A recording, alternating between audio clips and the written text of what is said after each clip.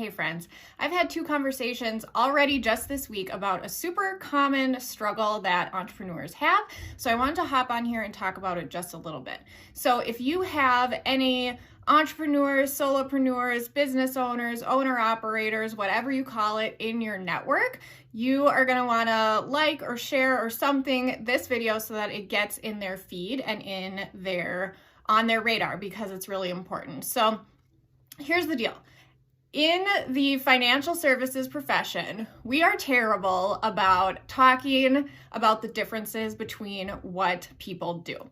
So I had 2 people who I talked to this week schedule time, say, hey, I'm really hoping that you can help me with my taxes. And I say, I would love to do that. However, I don't do taxes. I can definitely refer you to someone who will take good care of you.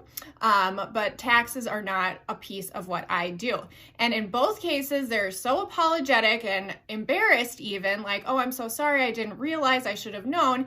And it really got me thinking about how, honestly, we as a profession are not very good at letting people know that an accountant covers a lot of different types of services. So think of it like a physician, a doctor, right? There are lots of different specialties, and you wouldn't expect your family practitioner to do the same thing as an orthopedic surgeon, and so on and so forth. So kind of think about the word accountant as like the word doctor in terms of the fact that there are going to be lots of specialties, and not everybody is going to be doing the same thing. So here's what I want you to know. There are a few different areas that you should be familiar with for getting financial help in your business. So one of those is a bookkeeper. Okay, so a bookkeeper is going to be the person who is keeping your accounting records.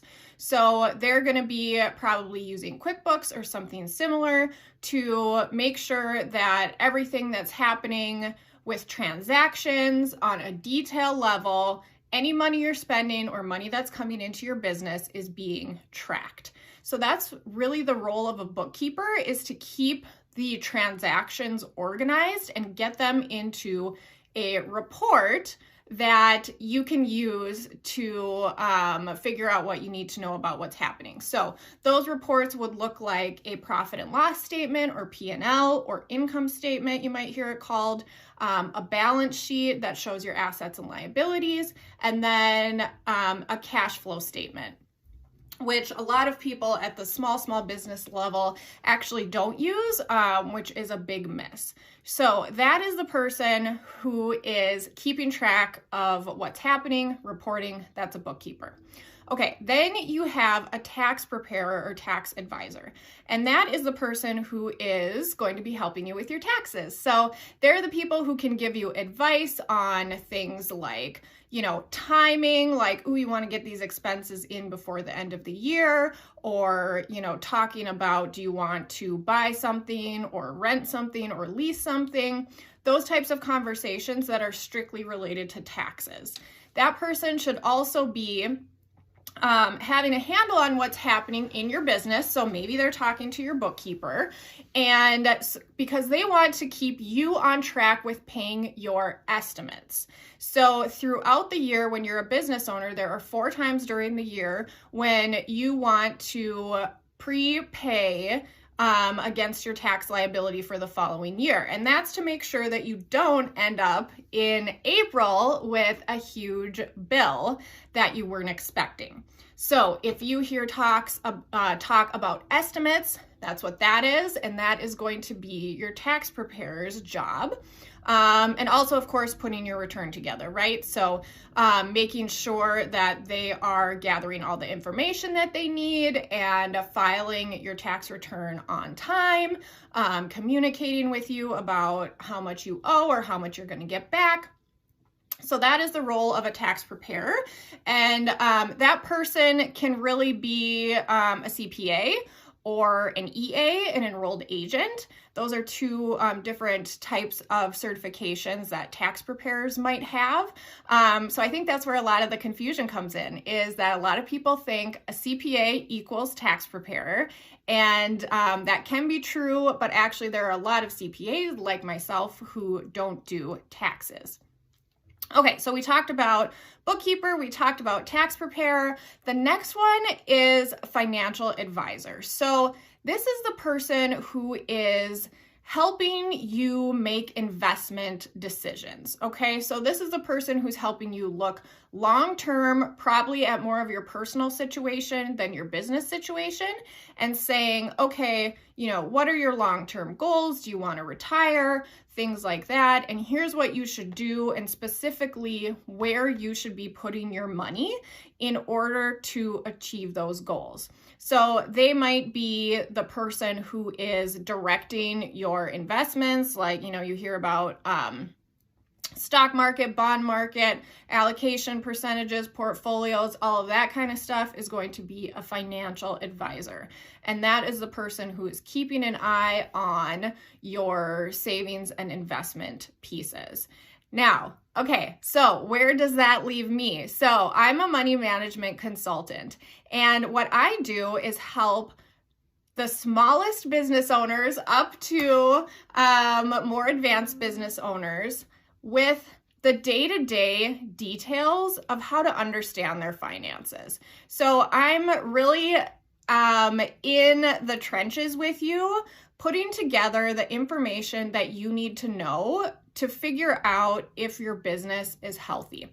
So a lot of times this is cash flow. Like I said, the cash flow report is not used by a lot of the smallest businesses. And I think that's a big miss because there's so much information.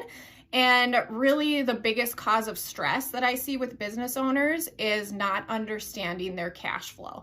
So the ins and outs, and making it more of a smooth ride rather than a crazy roller coaster or a whack-a-mole type of situation where you're just trying to smash down the expenses that are popping up. So how do I do that? I help with systems and processes, and I teach you what you need to know.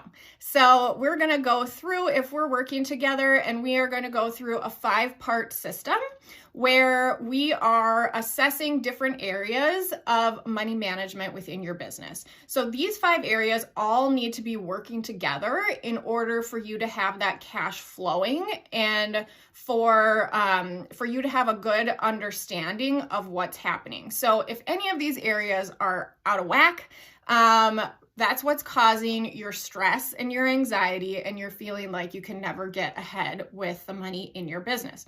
So we go through, set up tracking systems for those things. Now that can include accounting systems like QuickBooks, that can include spreadsheets or Google Sheets, or things like that. But the point is really that I teach you how to understand the numbers step by step. So what do you need to look for on a monthly basis? How do you find that information? What does it tell you if what you're seeing is not what you're expecting?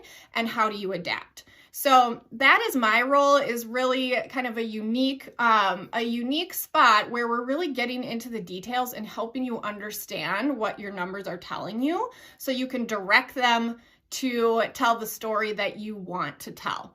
Now, another big thing about small businesses and solopreneurs is that a lot of times the personal side and the business side get mixed together, or just confused in your brain, or really impact each other. So if there's a lot of spending going on in your personal life, that can really be a big stressor in your business, because where's the money coming from? So that's something really unique that I do, is really address both of those pieces and help you understand how everything needs to be working together in order for you to feel really confident about your money.